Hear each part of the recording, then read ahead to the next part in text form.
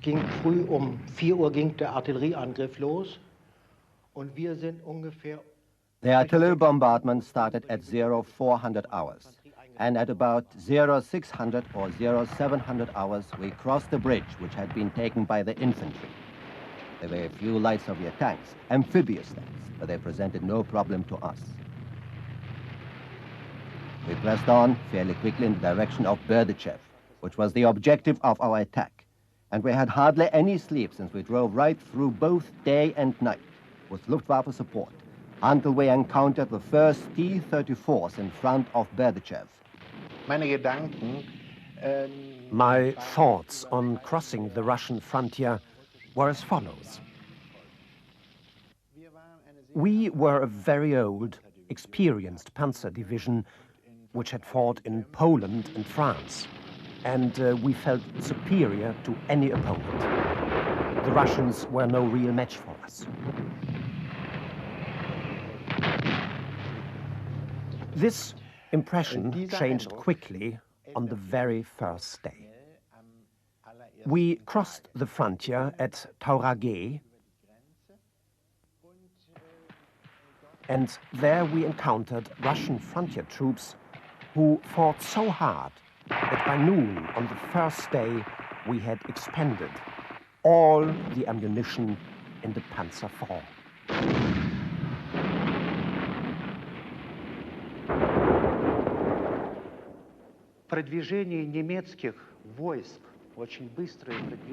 In the first days of war, German forces were advancing very swiftly, and this put the entire staff of the Red Army in a state of shock, as it were. This state of shock stayed with us for quite a long time. As far as I know, the Soviets weren't organized to fight until July or even the beginning of August. This was in the region of Staraya Russa, to the west of Novgorod. But before that, let's say in July, the Soviet army was retreating in such chaos that reconnaissance of the northwestern front had to send special detachment to find out not where the enemy was positioned, but where the Soviet units, their own army, was.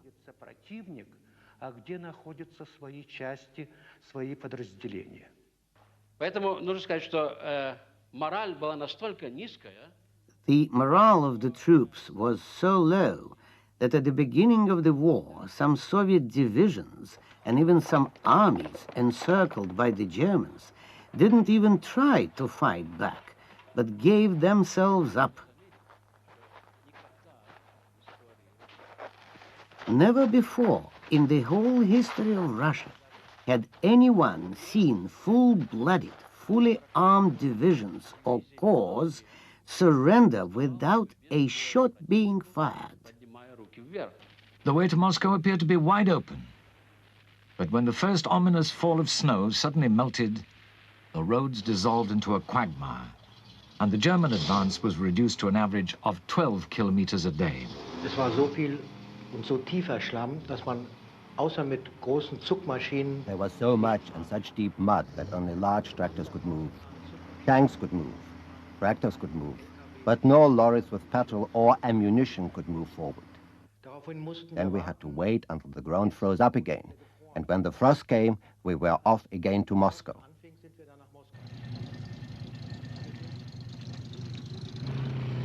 We pressed on fairly smartly until we came to a road junction north of Moscow, about 25 kilometers from Moscow. And then an icy cold set in, and also very stiff Russian resistance. The cold was so severe that our tanks were practically immobilized.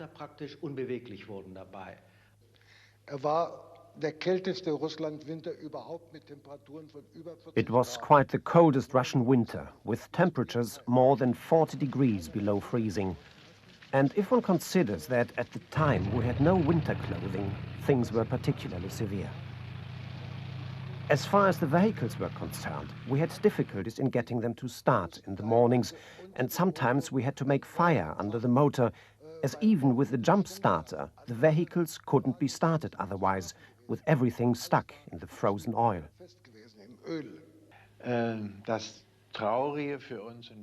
Sad and also astonishing for us was that the Russians with their T-34s paid no attention to the cold. The Siberian divisions that came here to Europe just shook themselves and said, "Oh, how warm," and fought us.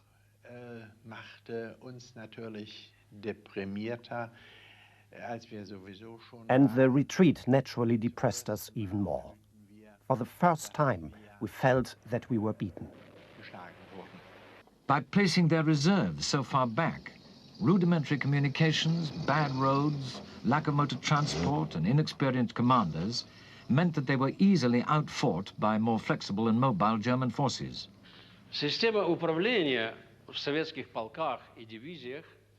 The whole command system of Soviet regiments and divisions is based on the principle of very strict subordination from top to bottom.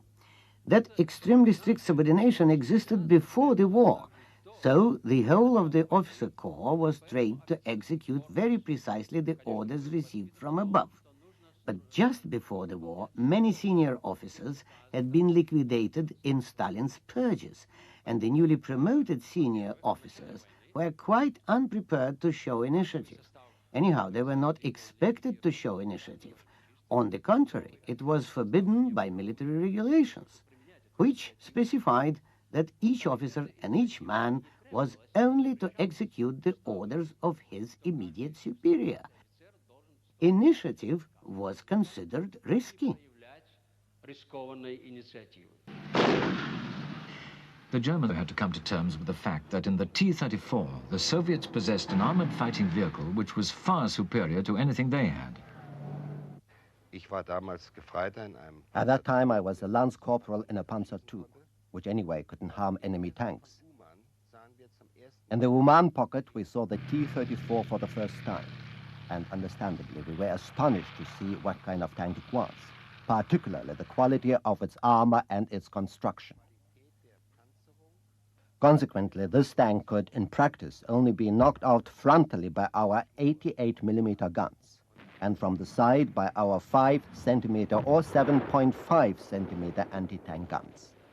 Thus, for example, the 3.7 anti-tank gun was more or less useless.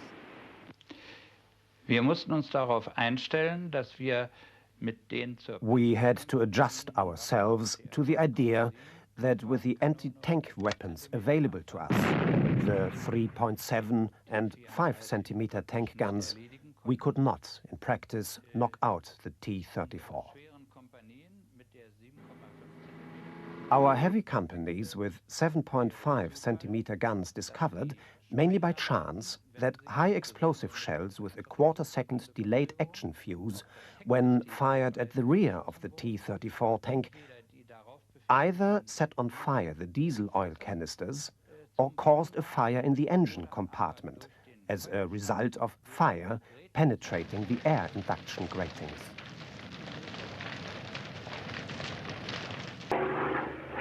As always, the Luftwaffe played a key role.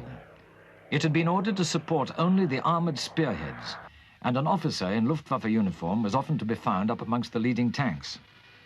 Man muss unterscheiden zwischen dem sogenannten Flivo. One must make a distinction between the so-called Flivo and the Stuka liaison officer or Stuka Leitoffizier.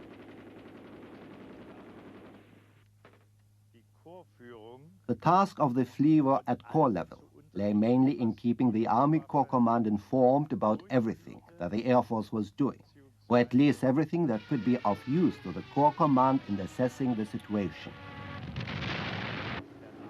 Whereas the Stuka liaison officer was always at the front, mostly with the armored spearheads.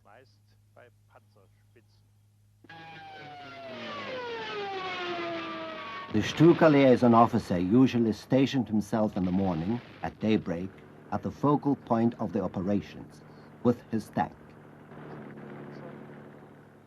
Hinter dem Panzer wurde eine etwa 1,5 Meter tiefe Behind the tank, an arrow-shaped trench was dug, about 1.5 meters deep, and an orange-colored cloth laid in it, so that the dive bombers flying in would recognize both our main fighting line and likewise the enemy target.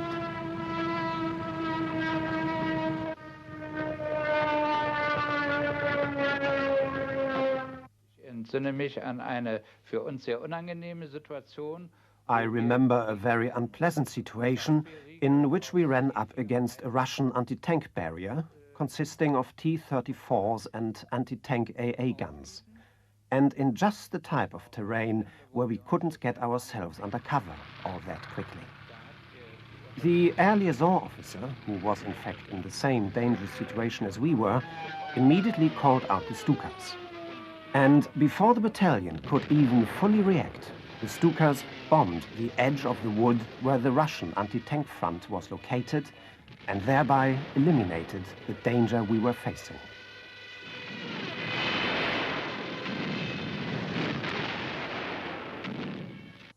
Die waren einwandfrei überfordert. They were clearly overtaxed by the Russian assault.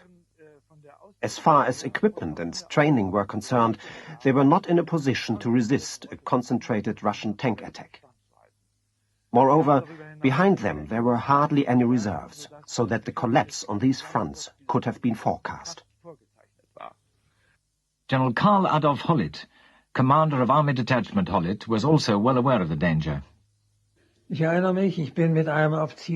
remember leaving the main headquarters, the Führer headquarters, with an officer and saying to him, "Now have a look at this. We are surrounded right and left by foreign soldiers, our allies. They are the Romanians, and then the Italians, and the Hungarians are beyond the Romanians. They don't all measure up to the German troops. They can't, because they haven't got the same experience, and above all, they haven't the same armament. And I am telling you, this could conceivably cause difficulties. So I don't trust these allies one little bit." And the officer said to me, "Don't let the Führer, Adolf Hitler, hear that." And then I got really cheeky and said, "If he doesn't want to hear it, then he will soon feel it." Field Marshal Erich von Manstein was born in Berlin on the 24th of November 1897. He was commissioned into the Prussian Foot Guards in 1906, and during the First World War served on both the Eastern and Western fronts. Between the wars he held several General Staff appointments, and in October 1936 was promoted Major General. In July 1942, in recognition of his superb generalship, which had contributed so much to Germany's victories, Hitler promoted him Field Marshal. He was the typical commander of the old school, who, during the First World War, commanded from far in the rear, far removed from the actual events of the fighting, and from weather conditions and hardships, but who could nevertheless make the right strategic decisions. In this respect, he differed fundamentally from the more tactical troop commanders such as Model or Rommel or Guderian. But even so, with his outstanding strategic talents, he was one among very few comparable commanders-in-chief and battle arbiters of the Second World War. Central to the system of command in the Prussian-German army was the concept of Auftragstaktik, or orders by directive. Ever since I became a soldier, and that was in the summer of 1909, my experience has been that subordinate commanders in our army were trained to look after themselves, to act on their own initiative, and to make their own decisions.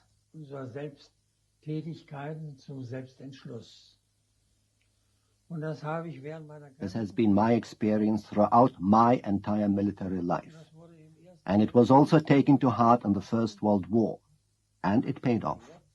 In particular, the point about subordinates using their initiative, which was put into practice and used in the training of the Reichswehr. Our army at that time, under Colonel General von Seeckt.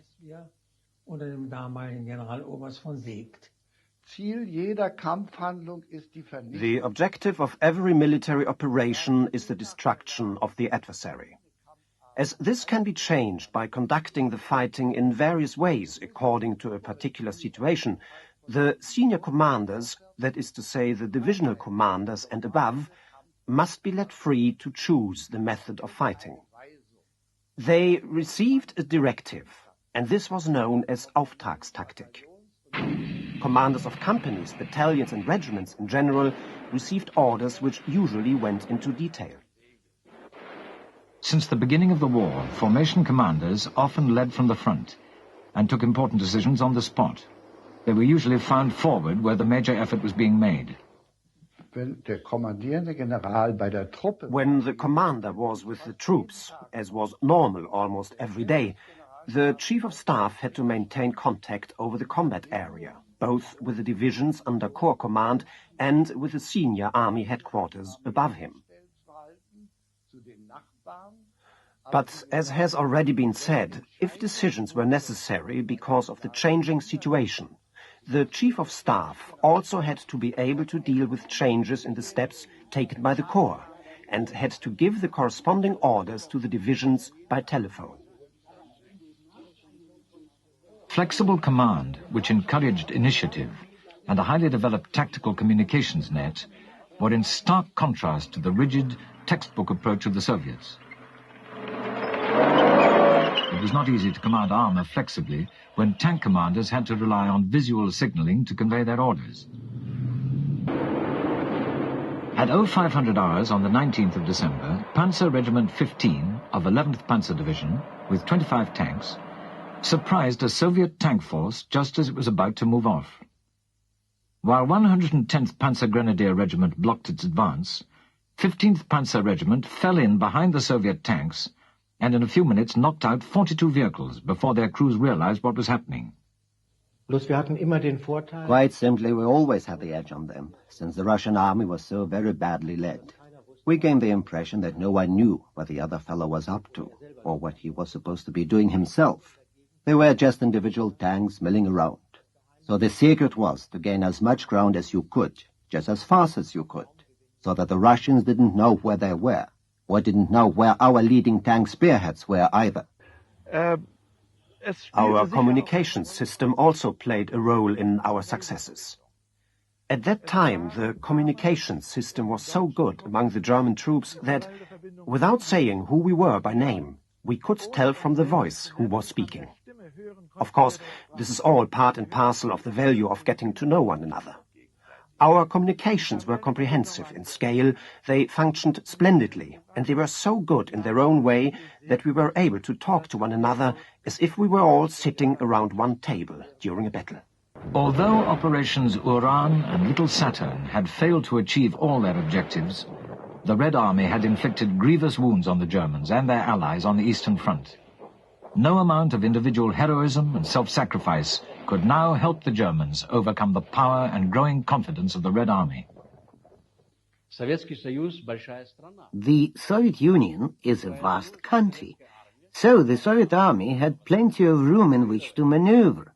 It could retreat for thousands of kilometers to regroup, concentrate its forces, restore the morale of the men, receive Lend-Lease aid from its allies, and return to the attack, a strategic counteroffensive. So the very size of the Soviet Union meant that in spite of great losses, in spite of the fact that a large part of European USSR had been abandoned to the German occupying forces, the Soviet High Command could concentrate its forces, bringing in units from the Far East and from Siberia, to muster them beyond the Volga and then launch the great counterattack which ended in the victory of the Soviet Union. The Red Army's confidence, boosted by the success of Operation Uran, led to a marked improvement in the quality of leadership now that the initiative had been wrested from the Germans. Soviet propaganda started appealing to soldiers and officers alike, urging them to defend their country, as the Russian armies of yore had defended it under great generals such as Kutuzov, Suvorov, Nakhimov, Ushakov, and others. The government instituted medals, the Order of Alexander Nevsky, the Order of Suvorov, Kutuzov, and so on. In 1943, they even brought back epaulets like those the Imperial Army officers used to wear. This increased the prestige of the officers and, to a certain extent, raised their morale. Soviet propaganda, having brought back the regalia of the old Russian army, promised the nation that after the war, life would be better. And that too helped to raise the morale of the troops and the civilians. Manstein ging es aber im Grunde um etwas ganz anderes. What was at stake, as really in all the earlier and later conferences, was Manstein's consistent pleas for freedom of operation. Freedom of decision on operational possibilities, he used to say, that's where our only chance lies. Hitler's way of thinking, on the other hand, his military way of thinking was static. Hold on to what we've got, never let anything go, consolidate, construct fortifications, don't yield any ground, not an inch of ground. But Hitler thought differently, and in a telephone conversation with von Manstein on the 26th of December said, Ja, ich wollte Sie über die Lage sprechen. Sie haben... I want to talk to you about the situation. I see from your daily situation report that you have made a request for troops to be withdrawn from the Caucasus and moved up north and placed under your command for the relief of Stalingrad. I cannot authorize this request. Kann ich nicht genehmigen. Darauf Manstein, was soll... Von Manstein countered, what are those troops supposed to be doing up there in the Caucasus with a front to the south? Hitler, we need the oil in Baku. Baku. Sagt Manstein. Von Manstein, but first I must restore the situation. I must get the 6th Army out of Stalingrad, or at least re-establish a continuous front. Up there, the troops are completely useless. Und da sagt Hitler, Herr Feldmarschall. Then Hitler said, Herr Feldmarschall. He never said Herr von Manstein. Herr Feldmarschall, if we cannot keep and hold the oil in Baku, we shall lose the war. Von Manstein realized that the most serious threat was to the 1st Panzer Army 600 kilometers to the south in the Caucasus. And so it was imperative, despite the severe threat to his left flank, that 4th Panzer Army keep open the Donetsk crossings near Rostov. The first thing to be settled was the combat tactics of the 4th Panzer Army to the south, in conjunction with a Holland army detachment between the Donets and the Mius. The reason for this was to keep the crossing points at Rostov open for the approaching 1st Panzer Army, and later for the 4th Panzer Army. Secondly, the 1st Panzer Army had to be moved out under the protection of the shield and engage against the enemy, who had already penetrated far to the south across the Donets, deep into our flanks and in our rear. And finally, the 4th Panzer Army had to be moved back through Rostov, in conjunction with a Holland army detachment, and pushed straight to the north, so as to strike at the enemy forces, which were threatening the Dnieper crossings in the direction of Dnipropetrovsk, and therefore our rearward communications. In Stalingrad, the defenders were making their last stand in the city's Red Square. Dazu kann ich nur sagen, about that, I can only say we remained there as ordered. The order was, hold Stalingrad to the last bullet. The dreadful end illustrated the stupidity of that order.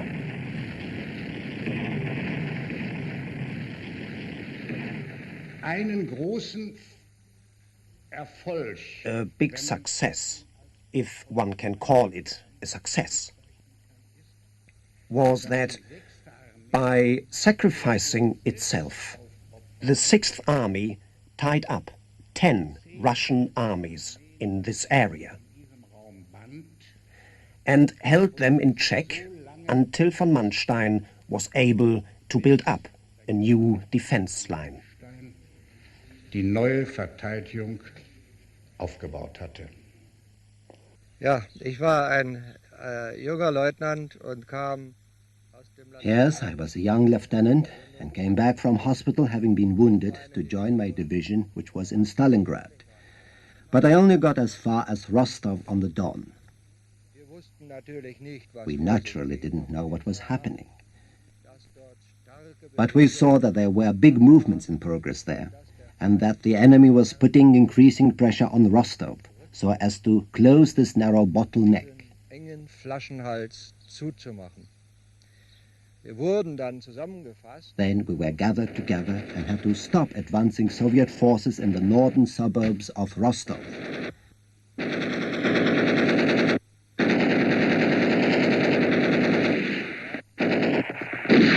And we noted that the Soviets were pushing even further to the northwest, in the direction of the middle Dnieper.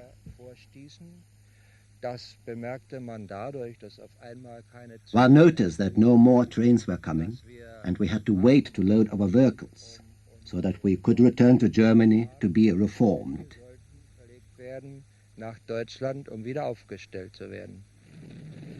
Despite their successes, the troops of the Voronezh front had suffered heavy losses and were beginning to outrun their supply services, which had to struggle for hundreds of kilometers over bad roads. About the 20th of February, the situation became critical. The enemy had broken through the Mius front at 2 points. They had advanced across the Donets on the right flank of the 1st Panzer Army, and our army detachment in the north, under Kempf, had lost a great deal of ground. Although heavily outnumbered, in some places by as much as 8 to 1, von Manstein had the following forces to redeploy in order to regain the initiative. Kempf Force, 4th Panzer Army with 2nd SS Panzer Corps, 48th Panzer Corps and remnants of 57th Panzer Corps. 1st Panzer Army with 40th Panzer Corps, 3rd Panzer Corps and Hollet Force, totaling 9 Panzer divisions, 2 Panzer Grenadier and a number of German infantry divisions and remnants of Italian and Romanian units. The turning point came on the 21st of February. The Mius front was holding. The enemy units which had broken through were encircled, and the attacks against our front line had subsided. The enemy attack across the Donets on the right flank of the 1st Panzer Army was contained. The first attempt to dislodge the Soviets was repulsed. Und am Nachmittag bekam ich dann den Befehl, dass ich den Ort zu nehmen hatte. And in the afternoon I received orders to take the village. I ordered my company to get moving and take it. But since we knew that it was full of tanks and Russians, no one moved. Panzer steckt voller Russischer, fuhr kein Mensch. Daraufhin habe ich erstmal nochmal mit dem Regiment. So I contacted my regimental commander again and said, "This village now, how can we do it?" He replied, "Strachwitz, how you do it, I have no idea. The only thing I can tell you is that you've got to take it." Und daraufhin habe ich meiner Kompanie gesagt, So I told my company, "I shall go first. We shall drive across the open country downhill as fast as tanks can go into the village, and each of you will get behind a house. Then we shall see what the Russians are going to do, what the resistance is like, and what is coming up." And we did just that. und das machten wir auch. Ich fuhr als I took the lead, since probably if I hadn't, no one would have moved at all. And we did 75 kilometers an hour. I've never driven so fast in a tank before or since as I did over that open country. And this must have been a frightfully impressive sight for the Russians in the village, since every tank had a great cloud of snow behind it, which whirled and whirled round and round. So we drove into the village, and each tank got behind a house. My gun projected into a window, and we couldn't drive any further. And then we discovered that, at the same speed with which we had driven in, the Russians had beaten it on the other side, and without firing a shot. No one fired at all, neither we nor the Russians.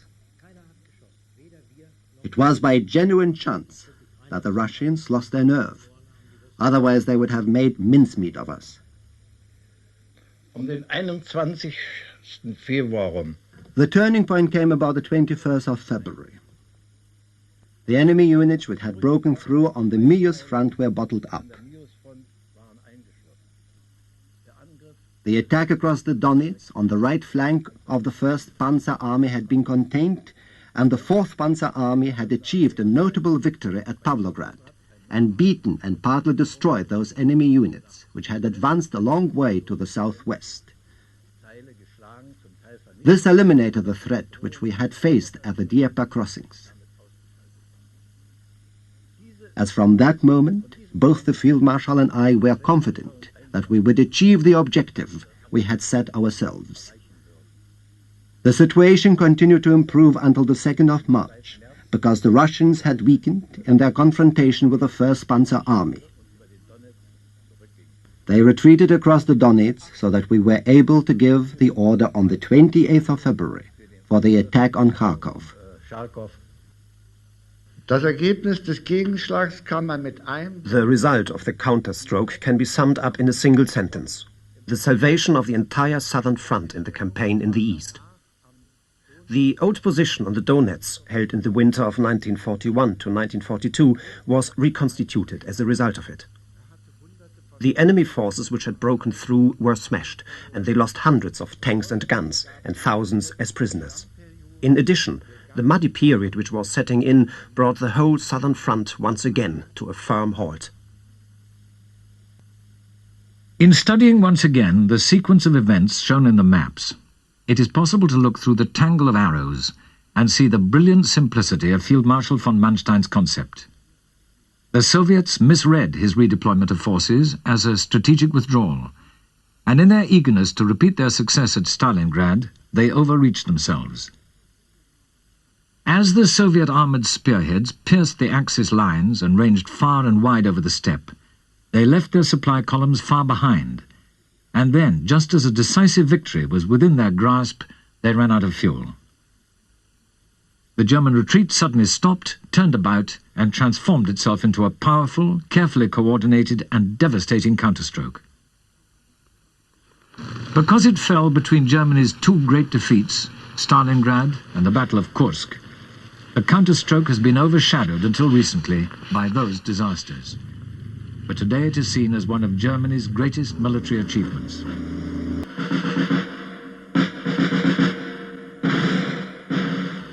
Military history does not repeat itself, and therefore lessons can only be drawn from it with great care.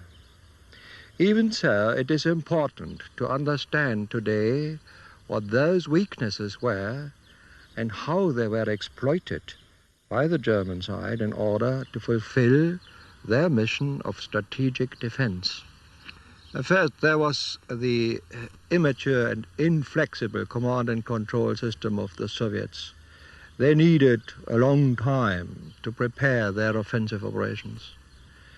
These were set out in phases and with intermediate objectives in great detail. Everything was pre-planned, and so there was no flexibility at lower levels of command. The lack of cooperation between different arms within the Soviet army on the battlefield was another weakness. Each arm had tended to develop independently and without integration.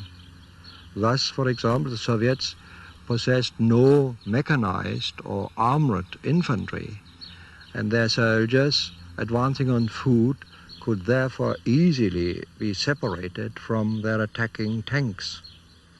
And in contrast to this, the German side had a very well tried command and control system, which through the concept of directives rather than specific orders allowed the greatest possible room for maneuver to a subordinate commander, right down to the individual tank commander.